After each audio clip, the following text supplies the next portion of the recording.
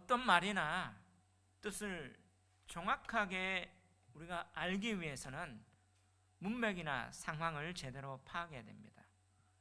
만약에 그렇지 않고 오히려 문맥이나 상황을 배제해버리거나 무시해버리면 전혀 엉뚱한 뜻으로 오해되고 또 뜻이 완전히 바뀌어버리는 경우가 간혹 나타날 때가 있습니다. 예를 들면 아버지가 방에 들어가신다. 자, 이 낱말이 띄어쓰기를 바르게 합니다. 아버지 가방에 들어가신다. 자, 똑같은 낱말인데 띄어쓰기를 다르게 하면 뜻이 바뀌어요. 상황이 바뀌어요. 이처럼 우리가 문맥을 무시해버리면 그렇게 될 수도 있습니다. 예를 들면 우리가 잘 아는 빌립보서 4장 13절 말씀이죠. 많은 사람들이 암송하고 좋아하는 성구입니다. 바로 내게 능력 주시는 자 안에서 내가 모든 것을 할 수 있느니라. 자, 한때는 이 말씀 가지고 부흥사 목사님들이 내게 능력 주시는 자 안에서 내가 모든 것을 할 수 있다. 그래서 내 병도 떠나가고 내 문제도 떠나가고 또 어떻게 해요? 어떤 어려움, 고난, 장애물도 예수 이름으로 떠나간다. 그래서 성공하고 또 합격하고 사업도 잘 되고 문제가 있으면 능력 주시는 자 모든 걸 할 수 있다. 자, 이런 어떤 부분을 할 때 마음이 뜨거워지고 그렇구나 생각을 합니다. 물론 그렇게도 될 수 있습니다. 근데 빌립보서를 읽어보면요, 앞뒤 문맥을 보면요 전혀 다른 뜻이죠. 빌립보는 바로 바울이 단독 선교사로 첫 번째 선교했던 도시입니다. 그곳에서 뭐예요? 복음 전했는데 감옥에 갇혀 있었어요. 오히려 신라와 감옥에서 찬양했습니다. 그러면서 하나님이 보여주셨던 하늘의 시민권이 뭔지, 진짜 예수 그리스도의 복음이 뭔지, 복음의 주옥 같은 내용, 너희 안에 이 마음을 품으라 곧 그리스도 예수의 마음이니, 바로 예수 그리스도의 마음 복음을 선포합니다. 그리고 이 구원에 대해서 너희 구원을 두렵고 떨리는 마음으로 구원을 얻어라. 또 사도행전 16장 31절에 보면 빌립보 감옥에서 주 예수를 믿어라. 그리하면 너와 내 집이 구원을 얻는다. 구원의 복음을 얘기하고 있어요. 그런데 상황은 뭐예요? 어려워요. 그래서 이렇게 얘기합니다. 재정적으로도 어렵고 환경적으로도 어렵고 너무나 여러 가지 여건적으로 어려운 상황에 복음을 전하는데, 그때 바울이 이렇게, 내가 부하게도 처해봤고 내가 가난하게 처해봤고 내가 비천하게도 처해봤는데 근데 내게 능력 주시는 자 안에서 내가 자족하기를 배웠고 이 모든 것을 감당할 수 있다. 빌립보 교회 성도들이요, 당신들도 이 고난에 동참하게 된 건 너무 감사하다. 하나님께서 우리의 구원을 이루실 거다. 인내하고 나가자. 그러면 이 내게 능력 주시는 자 안에서가 뭐예요? 아까 얘기했던 문맥을 다 제거하면 뭔가를 초능력을 발휘하는 그런 어떤 마법과 같은 그런 어떤 구절이 되는데, 문맥을 얘기하면 뭐예요? 인내하고 지키고 내가 도망가지 않고 오히려 이 복음을 끝까지 감수하며 자족하며 만족하며 나갈 수 있다는 이 말씀이에요. 그게 내게 능력 주시는 자 안에서 내가 포기하지 않고 이길 수 있는 힘입니다. 주님 안에 있으면 내가 이걸 견딜 수 있습니다. 내가 이 믿음을 끝까지 지킬 수 있습니다. 근데 여러분, 이 문맥을 제거해버리면 신학적으로도 뭐예요? 하나님께서 우리에게 붙들어 주시는 그 주권을 믿는 믿음하고요, 내가 뭔 걸 알 수 있는 공로와 능력의 믿음하고 천지차이입니다. 이처럼 문맥을 무시하게 되면 이렇게 다르게 변질될 수도 있다는 거예요. 우리가 요한계시록을 묵상하고 있는데 요한계시록도 이처럼 문맥이 중요해요. 근데 한국교회 이단이나 또 세상의 다른 어떤 이단들, 세대주의자들은 문맥을 무시하면서 알리고래하게 그렇게 해석하며 다른 뜻으로 이해시킨 그런 일들이 너무 많습니다. 자, 그렇기 때문에 계시록을 바로 이해하기 위해서는 문맥은 생명성과도 같습니다. 문맥을 내려놓으면 안 돼요. 이런 맥락 속에 오늘 본문 계시록 12장은요 어떤 문맥 가운데 있습니까? 바로 나팔 재앙 가운데 강력한 세 번의 화 재앙, 화가 있는데 마지막 화 재앙이 일어나기 직전이에요. 7번째 나팔이 불렀습니다. 불려지면 바로 이 마지막 화 재앙이 일어날 건 줄 알았는데 그게 안 일어나고 어떻게 해요? 천상의 모습이 보여지고 천상의 성전이 보여지고 언약궤가 보여지고 비로소 16장에서 시행되는 그 중간에 있는 본문이에요. 마지막 화가 쏟아지기 전에, 그 마지막 재앙이 쏟아지기 전에 이 중간에 있는 이 내용이에요. 그러면 이 문맥을 통해서 말씀하려는 바가 무엇입니까? 우리는 그것을 알아야 됩니다. 그 중심점이 오늘 읽지는 않았지만 12장 11절에 있는데요. 우리 11장 11절 한번 읽어볼까요? 시작. 또 우리 형제들이 어린 양의 피와 자기들이 증언하는 말씀으로 그를 이겼으니 그들은 죽기까지 자기들의 생명을 아끼지 아니하였도다. 자, 오늘 중심점은 뭐냐 하면 이들이 이겼다는 거예요. 이런 어떤 화, 이런 재앙 가운데도 이긴 겁니다. 왜 그러냐? 자, 요한계시록 9조를 보면요, 1장에 우리 주님이 오른손에 7뼈를 잡으시고 7 금촛대 사이를 다니시는 분으로 나타내십니다. 그분이 어떻게 해요? 이제 7 교회 사자들에게 편지합니다. 그 편지의 내용이 7 교회의 내용들이 나오죠. 근데 7 교회에 항상 공통점으로 결론 부분으로 나오는 게 뭐예요? 이기는 자에게는 생명의 떡을 주고 생명의 이름을 주고 만나를 주고 천국의 기둥같이 해주고 이기는 자는이에요. 결국에는 그 주님이 주시는 메시지가 뭐예요? 이기는 자가 되는 거예요. 자, 그렇게 쭉 나가다가 계시록 끝부분에 있는 21장 7절에 보면 이기는 자는 이것들을 상속으로 받으리라. 그리고 나는 너의 아버지가 되고 너는 내 아버지가 돼. 언약으로. 그래서 어떻게 천국의 그 삶, 눈물 슬픔 없는 그 삶이 나오는 거예요. 결국에는 이런 구조 가운데 뭔 거예요? 이기는 거예요. 그 상해의 내용이 뭐예요? 어떻게 이기느냐? 누구와 싸워서 어떻게 이길 수 있는가? 그 내용이 지금 있는 거예요. 그 내용 가운데 오늘 12장에 뭐예요? 그를 이겼으니. 이겼다는 거죠. 마지막 화 재앙이 나오기 전에 이겼다는 거예요. 그런 맥락 속에 오늘 본문에서 하늘의 큰 이적이 2번 보입니다. 하늘의 큰 이적. 1절에 보니까 하늘의 큰 이적이 보이니, 3절에 또 하늘의 또 다른 이적이 보이니, 이적이 2번 연속으로 나오면서 이 이적이 뭐라고 돼 있어요? 1번 하며 그 밑에 난하주에 뭐라고 돼 있어요? 또는 표적. 하늘에 뭐예요? 표적이 보이는 거죠. 표적의 환상이 보이는데 어떤 환상이 보입니까? 바로 해를 옷 입은 한 여자의 환상이 나와요. 그리고 또 이 여자가 아이를 배워서 아이를 낳는데 남자입니다. 그리고 또 어떤 표적이 나옵니까? 한 큰 붉은 용이 나와요. 이들이 뭐예요? 7절에 보면 전쟁이 있는 거예요. 하늘의 전쟁.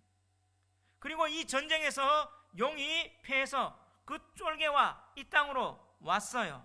내쫓기고 또 그가 이 한 여자, 해를 입은 여자, 그 아이들을 박해하려고 막 하는 그 모습들이, 전쟁의 모습들이 나와요. 그 가운데 어떻게 해요? 이겼다는 거예요. 자, 이런 맥락 속에 자, 우리가 표적이 나왔죠. 표적이 뭐냐 하면, 이적은 오늘 표적입니다. 영어로 사인이라고 하죠. 자, 사인 하면 우리가 잘 알 수 있는 게 간판을 사인이라고 합니다. 네온 사인이라고 하기도 하고, 네온으로 만든 그 간판을 네온 사인이라고 하죠. 그런 맥락 속의 간판이, 표적, 간판이 뭐예요? 왜 이 표적을 낳느냐 볼 때 우리는, 자, 예를 들면 간판하면, 간판은 무언가 실체를 앞에서 보여주기 위해서 그렇게 나타내는 게 간판입니다. 예를 들면 하나임 교회 하면 간판이 딱 네온 사인으로 있어요. 그럼 사람들이 볼 때 그 간판을 통해서 뭐예요? 아, 하나님 교회의 실체가 어떻구나 라고 이미지를 어떻게 해요? 그 실체를 이끌어가기 위해서, 보여주기 위해서 먼저 그렇게 나타나는 그런 행위나 표현, 이런 것들이 표적으로 나타나는 거죠. 그러므로 표적에 있어서 뭐가 중요합니까?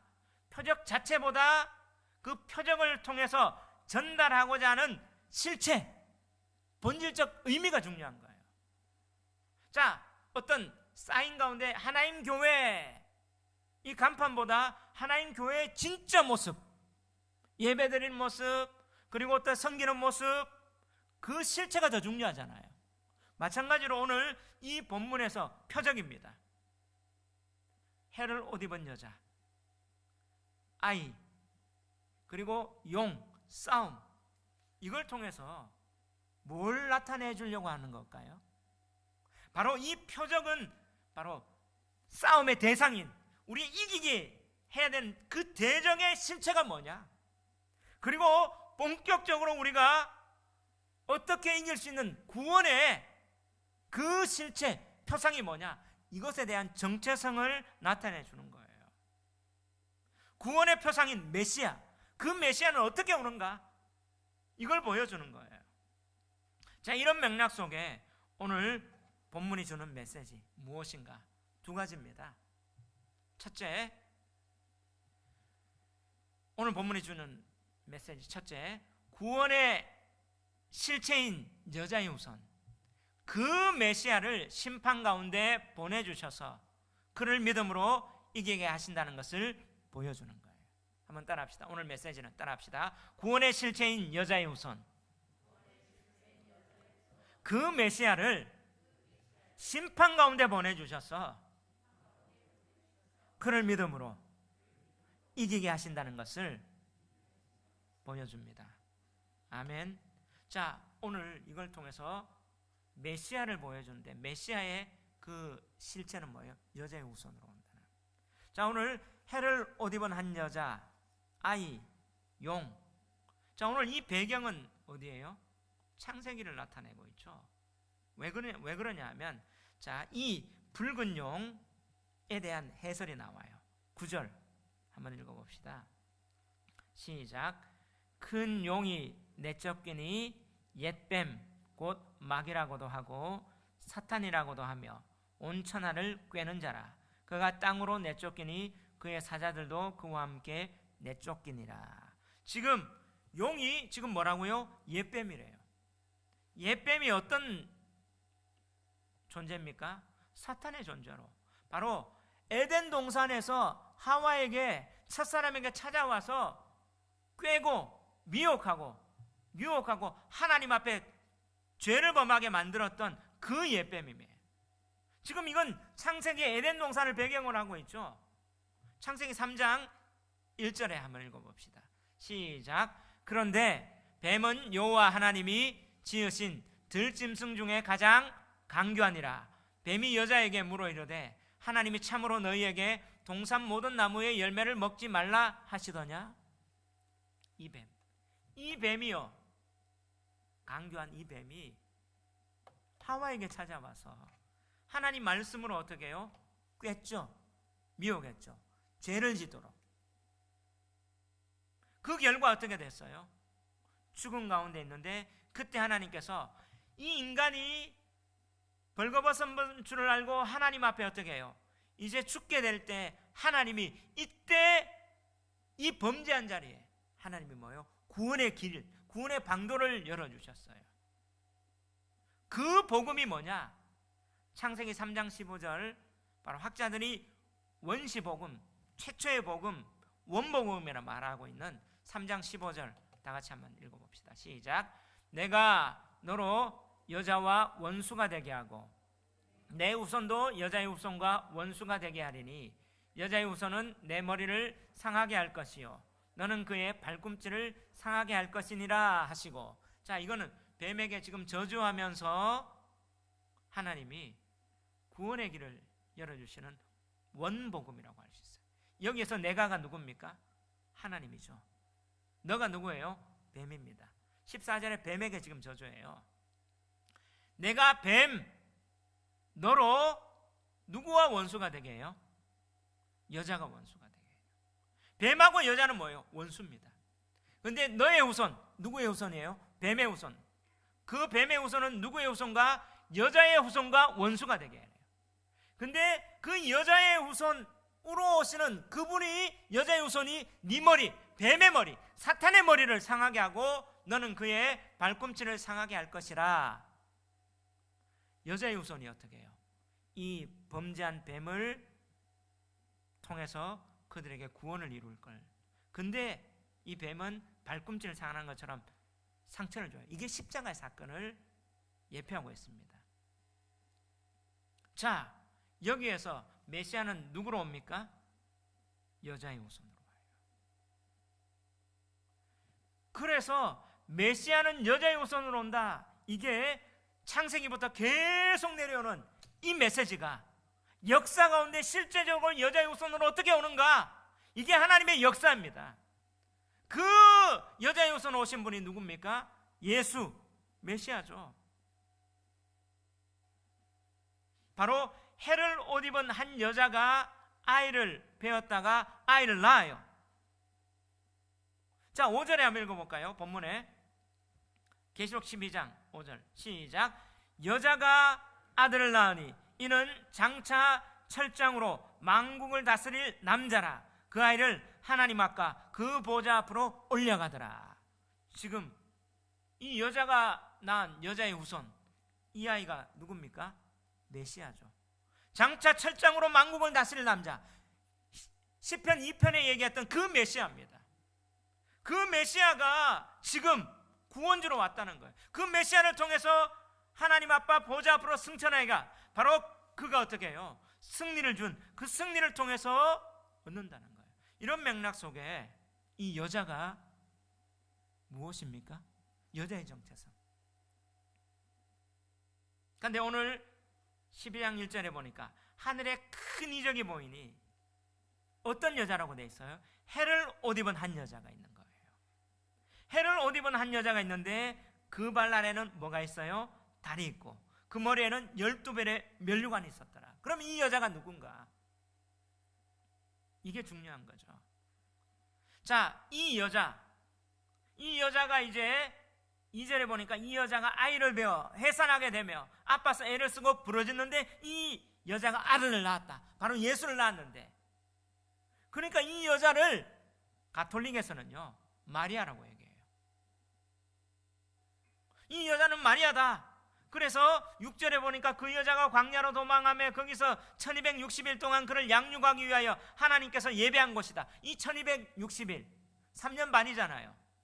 그래서 예수님이 낳기 전에 마리아가 그래서 3년 반 동안 성경에 기록되지 않는 그곳이다 이렇게 얘기합니다. 이게 맞나요? 소설 쓰는 거죠. 그러면서 마리아를 신격화하는 거예요. 이게 가톨릭이 성경을 왜곡하는 거예요. 자, 이걸 분별하지 않고 이걸 알지 못하면, 성경을 모르면 어떻게 다 쑥 넘어가는 거죠. 자, 해를 옷 입었다 이 말은 여러분 찬란한 영광입니다. 눈이 부시게 아름답고 영광스러움을 상징해요. 그 해가, 가장 그 빛난 해가 자기 옷이 된 거죠. 이 여자가 발 아래는 달이 있어요. 그리고 어떻게 해요? 머리에는 12별의 관을 쓴 거예요. 이게 뭡니까? 권세를 가졌다는 건데, 바로 이 12이라는 말은요 하나님의 백성의 총수를 상징하죠. 왜냐하면 구약에는 12지파, 신약에는 12사도를 얘기해요. 그러므로 이 해를 옷 입은 한 여자가 뭐냐? 바로 이 해를 옷 입은 여자는 하나님의 백성을 얘기해요. 바로 구약에 하나님 말씀을 지키고 메시아를 오게 만들, 그 메시아 여자의 후손으로 오게 만들 그 하나님 말씀을 지키고 그렇게 메시아를 기다렸던 구약의 민족적 이스라엘과 바로 이제 그 메시아가 오셔서 자기의 백성으로 삼은 교회, 바로 이 예수의 증언을 감당할 교회를 여자라고 해요. 다시 말하면 이 여자는요, 구약과 신약의 하나님의 백성을 여자로 가는 거예요. 왜 그러냐? 자, 보십시오. 17절, 12장 17절 한번 볼게요. 시작. 용이 여자에게 분노하여 돌아가서 그 여자의 남은 자손 곧 하나님의 계명을 지키며 예수의 증거를 가진 자들과 더불어 싸우려고 바다 모래 위에 섰더라. 그 여자의 남은 자손이 누구라고요? 하나님의 계명을 지키고 예수의 증거를 가진 자들이에요. 명확하게 여기에서 설명을 하고 있어요. 하나님의 계명을 지켰다는 말은 하나님의 율법을 지킨, 바로 구약부터 계속 그 율법을 지킨, 여러분 오늘날 신약을 믿는 교회라고 얘기하면서 어떻게 해요? 구약은 율법이니까 벗어버려야 된 착각하지 마세요. 하나님의 그 말씀을 계속 지키면서 그 율법이 그대로 성취되며 그것이 예수를 통해서 나타났다는 증거를 가진 이들입니다. 그러면 이들은 누굽니까? 구약의 이 말씀을 그대로 계승하고 받는 예수의 십자가와 이 복음을 믿는 그 성도 신약 교회를 말하고 있지 않습니까? 하나님의 백성의 전체를 말하고 있는 거예요. 그 하나님께서 에덴 동산에서 죄된 이 인간을 구원하기 위한 여자의 후손을 보내주기 위한 이 언약을 붙잡고 이 말씀에 그렇게 나온 이 믿음의 성도들을 해를 옷 입은 여자가 되는 거예요. 아멘. 그래서 이 공동체가 중요한 겁니다. 뭐냐? 하나님의 계명을 지키고. 그들은 뭐예요? 어떻게 합니까? 아이를 배기 위해서 애쓰는 거예요. 구약에서 어떻게 해요? 이 여자의 후손으로 올 메시아를 놓기 위해서 애쓰는 것 같은 이사야에서는 뭐예요? 그렇게 잉태하고 구루한 여인에 대해서 시온이, 그 백성이 그렇게 얘기하고 있습니다. 그 예언들을 한번 볼까요? 이사야 26장 17절 우리 다 같이 한번 읽어봅시다. 시작. 여호와여, 잉태한 여인이 상기가 임박하여 상고를 겪으며 부르짖음같이 우리가 주 앞에서 그와 같으니이다. 자, 구약의 이 하나님의 백성들이 뭐예요? 바로 여자의 후손인 그것을, 그 메시아를 보존하고 오게 하기 위해서 역사 가운데 몸부림치며 그렇게 핍박받고 이 말씀을 지키는 게 여인이 해산의 수고와 고통을 갖고 있는 이 여인을 비유하는 거예요. 그리고 이사야 66장 7절 8절 한번 읽어봅시다. 시작. 시온은 진통을 하기 전에 해산하려고 고통을 당하기 전에 나말을 낳았으니. 시온은 예루살렘, 하나님 백성을 이야기하죠. 시작. 이러한 일을 들은 자가 누구이며 이러한 일을 본 자가 누구이냐? 나라가 어찌 하루에 생기겠으며 민족이 어찌 한순간에 태어나겠느냐? 그러나 시온은 진통하는 즉시 그 아들을 순산하였도다. 자, 구약의 선지자들이 계속 어떻게 여자의 후손 메시아를 낳기 위해서 하나님의 백성 그들이 이렇게 핍박당하고 이 믿음을 지키는 게 출산하는, 해산하는 이 여인에 비유하고 있어요. 그리고 미가 선지자는 메시아에 대한 특별한 예언을 한 미가 선지자잖아요. 이 미가는 성탄절 되면 미가서를 많이 우리가 암송하기도 하죠. 자, 미가서 5장 2절에서 5절까지 우리 다 같이 한번 읽어봅시다. 시작. 베들레헴 에브라다야, 너는 유다 족속 중에 작을지라도 이스라엘 다스릴 자가 내게서 내게로 나올 것이라. 그의 근본은 상고의 영혼에 있느니라. 여자의 후손 메시아에 대한 예언이죠. 그러면서 자 3절 시작. 그러므로 여인이 해산하기까지 그들을 붙여두시겠고 그 후에는 그의 형제 가운데 남은 자가 이스라엘 자손에게로 돌아오리니. 이 메시아가 오는 게 여인이 해산하는 것처럼. 자, 그 다음 또 한번 읽어봅시다. 4절 시작. 여호와의 능력과 그의 하나님 여호와의 이름의 위엄을 의지하고 서서 목축하니 그들이 거주할 것이라. 이제 그가 창대하여 땅끝까지 미치리라. 사람은 평강이 될 것이라. 아수르 사람이 우리 땅에 들어와서 우리 궁들을 밟을 때는 우리가 7 목자와 8 군왕을 일으켜 그를 치르니. 자, 이 메시아가 여자의 후손으로 나았을 때 뭐예요? 이방이 짓밟고 박해하는 것을 지금 예언하고 있는 거예요. 오늘 이 해를 옷 입은 한 여자가 아이를 베어 해산하게 부르짖는데 이 용은 뭐예요? 4절 끝에 보면 용이 해산하려는 여자 앞에서 그가 해산하면 그 아이를 삼키고자 하더니, 이 용이 이 아이를 삼키고 하려고. 그리고 어떻게 해요? 또 여자의 남은 자손 17절에 보니까 어떻게 해요? 싸우려고 있어요. 자, 이 여자의 남은 자손이 지금 하나님의 백성이죠. 이게 메시아가 이렇게 왔고 또 다시 오실 이 메시아, 이 증은 믿을 그들입니다. 그들이 지금 뭘 하려고 합니까? 이들이 어떻게 이기려고 해요? 13장 10절 한번 볼까요? 9절 10절 한번 봅시다. 시작. 누구든지 귀가 있거든 들을지어다. 사로잡힐 자는 사로잡혀 갈 것이요 칼에 죽을 자는 마땅히 칼에 죽을 것이니 성도들의 인내와 믿음이 여기 있느니라. 여러분, 이런 어떤 싸움 가운데, 전쟁 가운데 성도들의 인내와 믿음이 여기 있대요. 그러면 14장 12절 한번 읽어봅시다. 시작. 성도들의 인내가 여기 있나니 그들은 하나님의 계명과 예수에 대한 믿음을 지키는 자니라. 할렐루야. 이게 16장까지 17장까지 이어지는 이 내용들이 계속 이어지는 거예요. 자, 그러면요, 성도들의 인내, 그들은 하나님의 계명과 예수에 대한 믿음, 바로 하나님의 율법과 예수에 대한 이 믿음을 지키는 그들이 인내로서 이들의 핍박 가운데 싸울 때 어떻게 해요?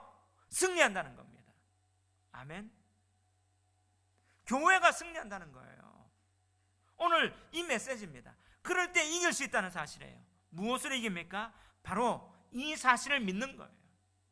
바로 하나님께서 이 세상의 역사는 뭡니까? 여자의 후손 메시아를 그 유다지파 가운데 하나님이 그렇게 세상의 압제와 그런 환난과 핍박 가운데도 하나님이 메시아를 약속대로 보내주시는 거고요. 아멘. 그 메시아가 오셔서 십자가에서 죽으시고 부활하시고 승천하셔서 다시 오실 그 메시아에 대한 이 증언, 그들에 대한 어떤 비난, 대적 가운데 이 메시아가 승리했다는 이 믿음을 지키며 인내하며 그럴 때 그들은 뭐예요? 승리하고 이긴다는 사실입니다. 아멘. 이것을 믿는 거예요. 자, 이것을 통해서 오늘 이적이 어디에서 있었습니까? 하늘에서 있었어요. 그런데 이 하늘에 있던 이적이 땅에서 그대로 성취됐죠. 7절에 보니까 하늘에 또 뭐가요? 큰 전쟁이 있어요. 하늘에 전쟁이 있어요. 근데 실제적으로 뭐예요? 이 땅에 전쟁이 있어요. 그러면 하늘과 이 땅은 뭐예요? 연결되어 있습니다. 오늘 우리 가운데 일어나는 이런 것들은 뭐예요? 영적 전쟁이요, 하늘과 땅이 이어졌다는 사실입니다. 이게 다니엘에도 보니까 뭐예요? 다니엘이 기도하니까 뭐예요? 하늘에서 전쟁이 있어서 21일 동안 미가엘이 승리했지만 못 오잖아요. 마찬가지로 우리가 이 땅 가운데 믿음을 지키고 영적 전쟁을 하는 게 하늘과 땅이 연결되었다는 사실이에요. 우리 이 땅에서 정말 하늘의 영생을 누리는 것도 여기에 연결됐다는 사실을 믿으시기 바랍니다. 여기에서 우리가 어떻게 승리하는가? 바로 이 계명을 지키고 이 믿음을 지키며 인내하는 이 공동체를 통해서 승리한다는 거예요. 할렐루야. 저 오늘 사도 요한이 이 내용의 환상을 편지를 냈습니다. 그들이 보니까 그들은 뭐예요? 지금 핍박당하고 환난 가운데 있는데 그들은 뭐예요? 이길 수 있는 믿음을 얻을 수 있는 거예요. 교회는요, 이런 영광스러운데 이런 믿음의 승리를 가지는 게 교회입니다. 그런데 세대주의자들은 여기에서 가톨릭은 다르게 해석을 하고 있어요. 미혹하게 하는 거죠. 자, 그러므로 오늘 두 번째, 오늘 본문이 주고자 하는 메시지 한번 따라합시다. 대적의 실체인 사탄의 정체를 명확히 보여주셔서 인내하는 믿음으로 이기게 하신다는 것을 보여줍니다. 아멘. 그래서 뭐야? 대적의 실체인 사탄의 정체를 명확하게 보여주는 거예요. 그래서 그 정체가 뭔지 알고 그것 때문에 우리는 인내한 믿음으로 이길 수 있다는 것을 오늘 보여주는데요. 자, 3절에 한번 뭐라고 되어 있습니까? 우리 3절 12장 3절 다 같이 한번 읽어봅시다. 시작. 하늘에 또 다른 이적이 보이니 보라, 한 큰 붉은 용이 있어 머리가 일곱이요 뿔이 열이라. 그 여러 머리에 7 왕관이 있는데 4절 그 꼬리가 하늘의 별 3분의 1을 끌어다가 땅에 던지더라. 용이 해산하려는 여자 앞에서 그가 해산하면 그 아이를 삼키고자 하더니. 여러분, 이 붉은 용이 그럼 뭡니까? 이게 중요한 거죠. 붉은 용이 머리가 7, 뿔이 10이에요. 그 7 머리에 7 왕관이 있다. 여러분, 이건 상징이죠. 머리가 7개는 뭘 얘기합니까? 머리는 지혜입니다. 지혜가 7이니까 뭐예요? 지혜가 아주 탁월하다는 거예요. 그리고 머리에 왕관이 있으니까 권세를 가지고 있죠. 왕적 존재. 근데 뿔이 10개가 있어요. 뿔은 뭐예요? 다니엘서를 통해서 계속 보니까 힘과 권세를 얘기해요. 왕적 존재가 나라를 가지고 있는 그 뿔을 갖고 있어요. 근데 하늘의 별 3분의 1을 끌어다가 땅에 던졌죠. 그런 실체적 힘이 있는 존재입니다. 그가 누구냐? 9절에 보니까 큰 용이 내쫓기니 옛뱀, 마귀라고도 하고 사탄이라고 하고 온 천하를 뭐하는 자? 꿰는 자. 온 천하를 꿰는 자. 꿰는다는 말은요, 미혹하고 속이고 길을 잘못 가게 만드는, 사투리로만 꼬시는 거죠. 아니면 꿰이는 거죠. 탁 끌어서 자기가 잘못 가는 그 지옥 무저갱으로 가자, 미혹하면서 속이면서요. 그가 땅으로 내쫓겼어요. 근데 10절에 보니까 하늘의 전쟁에서도 패했는데 10절에 보니까 그 메시아의 권세로 패했죠. 그 메시아의 권세로. 근데 이들이 하는 일이 뭐예요? 우리 형제들을 뭐하는 자? 참수하던 자. 곧 우리 하나님 앞에서 밤낮 참수하던 자. 자, 이 용이 사탄인데 이들이 하는 일은 뭐예요? 참수해요. 고발하는 거예요. 뭘 고발해요? 하나님, 죄 있는 죄인이 어떻게 하나님 앞에 갈 수 있으며 어떻게 하나님 앞에 설 수 있습니까? 하나님 거룩하신데 거룩은 그 불의를, 그 죄를 충돌하게 만드는데 하나님, 이 인간들 영생 못 얻게 해주십시오 하며 고발하는 거예요. 참소하는 거예요. 그런데 이걸 누가 이겨요? 바로 이제 우리 하나님의 구원과 능력과 나라와 또 그의 그리스도의 권세, 그리스도가 이겼는 거예요. 여자의 후손으로. 여자의 후손으로는 그가 뭐예요? 대속적 죽음으로. 죄의 값은 사망인데 어떻게 하나님 안 죽고 갑니까? 날마다 참소하는 이에게 뭐예요?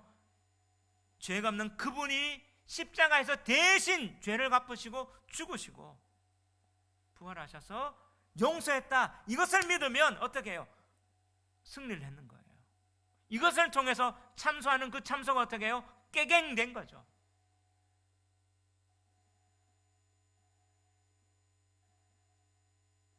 그런데 이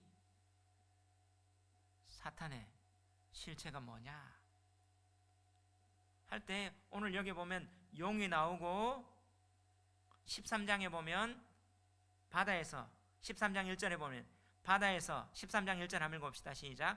내가 보니 바다에서 한 짐승이 나오는데 뿔이 10이요 머리가 7이라. 그 뿔에는 10 왕관이 있고 그 머리들에는 신성모독하는 이름이 있더라. 이 짐승은 표범, 곰, 사자 같고, 이건 누가 봤어요? 다니엘이 봤던 그 짐승이잖아요. 자, 이 용이 사탄의 삼두체제인데요, 용에서 지금 뭐가 나와요? 바다에 짐승이 나오죠. 근데 짐승이 10뿔이 있어요. 머리는 7 머리가 있어요. 비슷하죠? 같은 거에서 이렇게 나왔어요. 자, 그런데 이 바다에서 짐승이 또 땅의 짐승이 또 나오는데요. 근데 17장에 보면 이 일곱 머리가 뭐냐? 자, 17장 7절 한번 읽어봅시다. 17장 7절 시작. 천사가 이르되 왜 놀랍게 여기느냐? 내가 여자와 그가 탄 7머리와 10뿔 가진 짐승의 비밀을 네게 이르리라. 이게 뭐냐? 궁금하잖아요. 이제 비밀을 가르쳐 주는 거예요. 9절 한번 읽어봅시다. 시작. 지혜 있는 뜻이 여기 있으니 그 7머리는 여자가 앉은 7산이요 10절 또 7왕이라. 5은 망하였고 하나는 있고 다른 하나는 아직 이르지 아니하였으나 이러면 반드시 잠시 동안 머무르리라. 자, 지금 이 짐승을 얘기하고 10뿔을 얘기해서 세대주의자들은 어떻게 얘기하느냐? 이 10뿔 이 짐승은요 적그리스도인데 어디서 나오느냐? 유럽이 통합하는데 유럽 10개국 유럽의 10개국이 통합하면 여기에서 이 10뿔에서 나온다. 이때부터 뭐예요? 핍박과 환란이 온다. 이렇게 얘기해요. 맞습니까? 유럽 10개국 맞아요? 아니에요. 더 늘어났어요. 그때부터 나온다 이렇게 얘기하면 지금 현실은요 영국의 브렉시트까지 일어나요. 성경에서 하나도 지금 안 일어나요. 그러면서 핍박이 시작되는데 그때 세대주의자는 의로운 이스라엘 사람들은 어떻게 해요? 사해 남쪽에 그 요르단 평야에 있는 모압 평지에 페트라의 그 요새에서 숨어 있어야 된다. 왜냐하면 12장 14절에 보면 이렇게 돼요.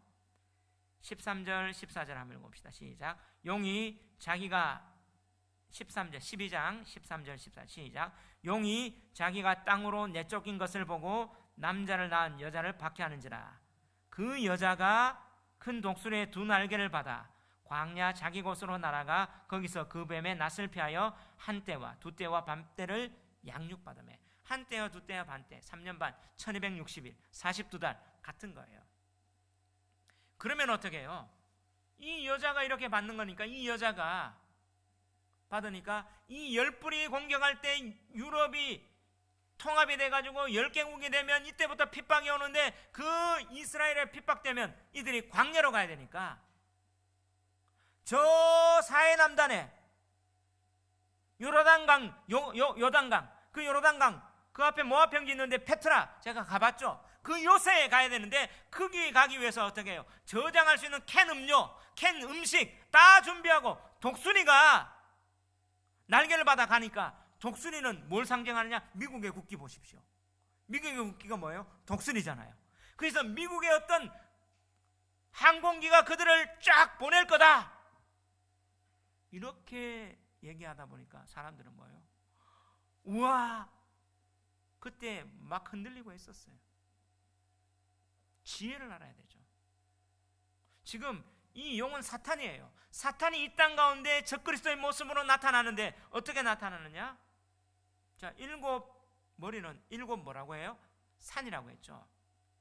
자, 이 이야기를 할 때 사도 요한이 이것을 딱 편지를 쓸 때 그들이 그 당시에 교회가 이 편지를 읽을 때 7산 하면 뭐가 생각났을까요? 로마가 생각났어요. 고대 로마는요 7산으로 되어 있는 나라가 로마입니다. 그래서 고대 로마의 화폐 보면요 화폐 7산을 이렇게 조각하고 그렇게 나왔어요. 그리고 로마의 아주 축일 중에 7산절이라고 있어요. 7산의 명절. 이걸 통해서 어떻게 해요? 로마를 축제를 행하고 로마를 기념하고 나는. 그러면 어떻게 해요? 오늘 7머리 이건 7산이라고 했으니까 뭐예요? 그 당시에 로마죠. 또 어떻게 해요? 다니엘서의 환상을 보니 짐승이 쭉 나오죠. 짐승은 나라라고 했어요. 세상 나라, 하나님을 대적하는 이 나라와 권세가 지혜를 가지고 하나님의 백성의 공동체를 공격하고 핍박하고 있다는 사실입니다. 이게 오늘까지도 이루어져요. 오늘날 뭐예요? 일곱 머리를 가지고, 자, 사상을 가지고, 자, 창조론을, 하나님의 창조를 대적하기 위해서 진화론을 가지고, 과학이라는 어떤 것을 가지고 교묘하게, 그리고 어떻게 해요? 어떤 법들을 가지고, 어떤 사상을 가지고 이렇게 하나님의 교회 공동체를 무너뜨리는 이 세력들이 지금 얼마나 많습니까? 그리고 힘을 가지고, 돈을 가지고, 권력을 가지고, 전쟁의 무기를 가지고 핍박하고 압제합니다. 그런데 이 여자, 하나님의 계명을 지키고 이 믿음을 지키는 이 공동체, 그들은 뭐예요? 광야라고 해요. 광야는 황량하죠. 근데 이 광야로 가는데 오늘 12장 6절에 그 여자가 광야로 도망하며 거기서 1260일 동안 그를 양육하기 위하여 하나님께서 예배한 곳이더라. 할렐루야. 이 광야는 황량한 곳인데 하나님이 예배한 곳이래요. 이것은 무엇을 상징합니까? 출애굽 당시에 그들은 가나안 땅 가기 전에 뭐예요? 광야에 갔습니다. 광야에는 먹을 것이 없고 황량했지만 하나님은 이 광야에서 하나님의 백성을 어떻게 해요? 먹여주셨어요. 만나와 메추라기로, 그리고 뭐예요? 반석에서 물이 나오게 하고, 뱀들의 공격, 불뱀 가운데서 그를 고쳐주시는 이곳이 광야였습니다.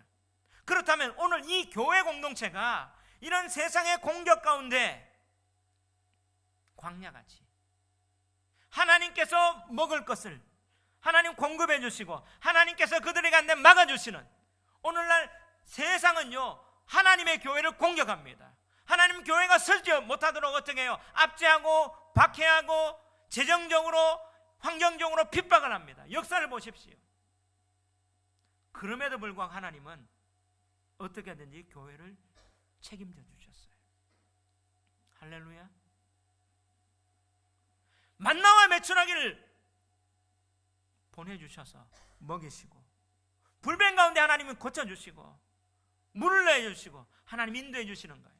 바로 언제요? 바로 승천하세가 다시 오실 때까지. 근데 1260일 한때 두때 반때 3년 반이에요. 그들이 휴거일에 나가 그걸 얘기합니까? 다니엘서를 통해서 이게 42달, 우리가 지난번부터 계속 이어나왔잖아요. 이건 뭐예요? 예수님이 승천하시고 다시 오실 이 기간을 얘기하는 거예요. 상징적인 기간 아닙니까? 마찬가지로 교회를 하나님이 보존해 주시고 이것을 어떻게 해요? 믿음을 가지고 하나님께 이 사탄의 공격, 이 영적 전쟁에서 그렇게 보존해 주시고 더불어 싸워서 이기게 해주시겠다, 이 메시지를 주시는 거예요. 그런데 세대주의처럼 가톨릭처럼 이렇게 해석을, 문맥을 다 벗어버리는 거죠. 자, 저는 이것을 통해서 오늘날 교회 가운데 잘못된 사상도, 또 어떻게 해요? 성공주의, 또 어떻게 해요?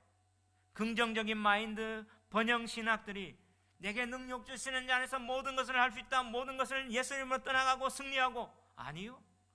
자, 계속 성경에서 말하는 것은 그들이 지키는 거예요. 인내하고 믿음으로 지키는 겁니다. 그럴 때 하나님이 보존해 주시고요. 자, 우리는 예수 믿고 어떻게 해요? 성공하기를 원하고 예수 믿고 잘나기를 원하고, 근데 세상을 보십시오. 세상의 뉴스를 보십시오. 세상에 잘난 사람들 다 세상이 얘기하는 돈과 명예와 권력을 얘기했는데 그 마지막이 어떻습니까? 그거 가지고 유혹하고 사람들을 어떻게 해요? 끌어다니는데, 교회도 그쪽으로 가려고 지금 그런 메시지를 하고 있는 가운데 하나님은 뭐합니까? 진짜 여자의 우선으로 오셔서 진짜 죄의 해결, 이건 복음밖에 없어요. 사람의 근본적인 것은 자기가 아무거나 많이 가졌다고 해서 능력이 있다고 아니라 이 죄를 어떻게 해결하느냐. 죄를 해결하는 것은 십자가, 그거밖에 없습니다. 그분이 다시 오셔서 완성해서 우리 죄가 용서받아 하나님의 그 천성 안에 들어가는 것, 이 복음을 인내하며 지키는 공동체, 해를 옷 입은 여자, 그 여자의 남은 자손, 인내와 믿음이 여기 있다, 이들이 이긴다고 메시지하는 거예요. 저는 이것을 통해서 우리 교회가 왜 이런가, 또 한국 교회가 무엇을 나가야 할까, 어떻게 싸워야 나갈까 보게 되는 거죠. 저는 예전에 부흥세대였습니다. 70년생이니까 80년, 90년대가 어떻게 교회가 계속 성장했어요. 정말 간판만 달면 사람들이 몰려왔습니다. 이화여자대학교에서 남편에 대한 조사를 했는데 그때 시집가고 싶은 1, 2, 3위 중에 목사가 3위가 됐어요. 그만큼 인기가 많았습니다. 요즘은 목사하면 뭐예요? 시집 안 가려고 하죠. 왜? 은혜 받아도 목회길을 가려면 딴 거 해라. 요즘 이 시대입니다. 자, 그때 제가 하나님 불러셔서 갔는데 이런 마음이 들었어요. 교회 목사 되면 큰 교회 가고 뭔가 부흥하고 이런 것들 봤는데 실제 목회는 뭐예요? 주님이 그게 아니라 인내하고 지키는 거다. 성경을 읽어보니까 그게 맞는 거예요. 성경을 더 알아봐도 그러면 교회는 뭐 해야 되는가? 이 진리의 말씀을 미혹되지 않고 바로 믿음을 지키고 주님 오실 때까지 이 말씀을 계승하는 거예요. 오늘 기도했던 것처럼 우리 다음 세대 지금 어떻게 이런 사상, 이런 교육 받으면요 복음 들어가기 힘들어요. 이들에게 이 믿음을 계승하기 위해서 어떻게 해요? 말씀을 가르치고 이 하나님의 계명을 지키고 예수의 증거를 하기 위해서 교회가 일 감당하는 거예요. 그럴 때 하나님은 뭐예요? 광야에서 만나와 메추라를 먹여주시고 불뱀에서 막아주시고 했던 것처럼 하나님 해주신다. 이게 믿음입니다. 그러면서 내가 핍박이 와도 이 믿음 버리지 않겠습니다. 그러니까 뭐예요? 자, 여기 있다 저기 있다 하더라도 마지막 이 화가 일어나기 전에 하나님은 뭐예요? 교회 사명을 주고 구원을 일으키고 하나님이 복음을 통해서 이렇게 하나님의 백성을 찾으려는 뜻이 바로 여기에 있다는 사실이에요. 그래서 바른 말씀 가지고 여기 있다 저기에 있다 흔들리지 않고 또 누가 어떻게 마지막 온다 해도 거기에 미혹되지 않고 이 믿음을 지키는 또 저와 여러분 우리 교회 이런 사명 감당하는 그런 교회 되기를 주의 이름으로 축원합니다.